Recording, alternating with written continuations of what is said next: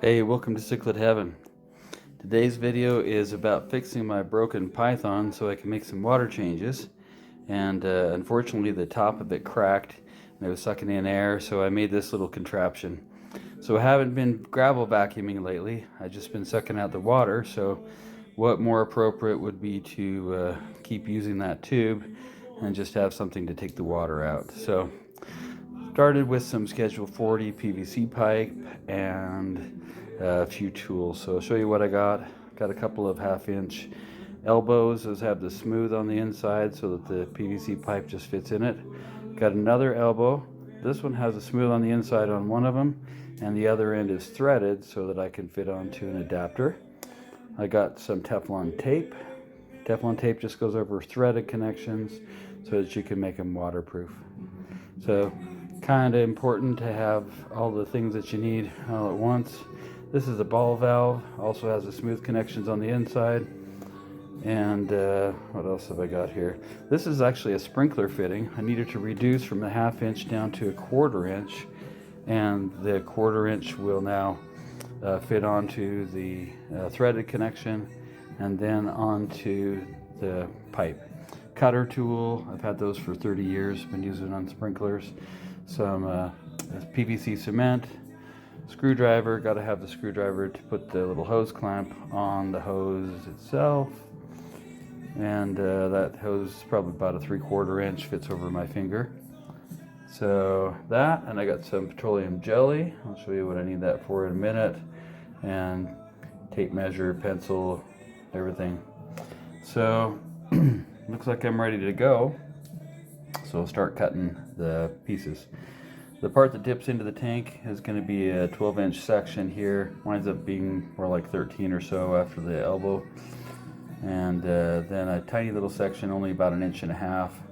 And that one goes in between the two elbows that gap the depth of the tank. Then I need about a 6-inch piece to go to the ball valve. And another piece that I just kind of guesstimated. Just kind of laid it out to see how long I wanted it. Looks like it'd be about 3 inches to make this about right. So got that all cut and dry fitted it before gluing it, of course, just so that I could look at it and see if it was going to work. Made sure it's going to fit over the side of my biggest tank, and looks like it's going to be good. So disassembled all the pieces, laid them in place, and started with the glue. So here's my PVC cement. You can see how strong I am. Couldn't get that silly thing open, so I pulled out my smallest channel locks. Just kidding, those are my biggest. Alright, so here's the PVC cement. It goes inside all the smooth fittings, inside the two elbows, inside the ball valve, inside the other elbow, but only on the non-threaded. Just went over them twice to make sure I put enough glue on there and it's evenly distributed. And then you just put the pieces together. This is how easy this can be. They say this stuff will handle 1,800 cubic pounds of water if you leave it to dry for 24 hours.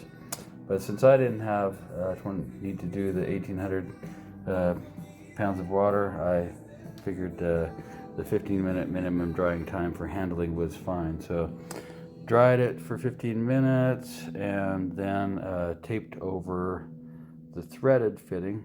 That's just a little Teflon tape. You just run it about maybe 2 wraps over each part of the threaded fittings. Imagine most people have used Teflon tape before, but if you haven't, that's how it works. And once you got enough, you can just tear off the remainder and you're good. So put on my little adapter. That takes it down from the 1/2 inch down to 1/4 inch, which is what the original hose is from the python. So, and I also got some petroleum jelly. That goes over the threads of that little nipple. That's going to be important because otherwise when you put on that attachment there, you're going to have some air come in. So the petroleum jelly, since it's a fairly loose attachment, makes that connection pretty watertight, airtight, because otherwise you'd be getting in air bubbles. So got that, and Left that to dry again for another 15 minutes just to be safe, and got that all ready to go.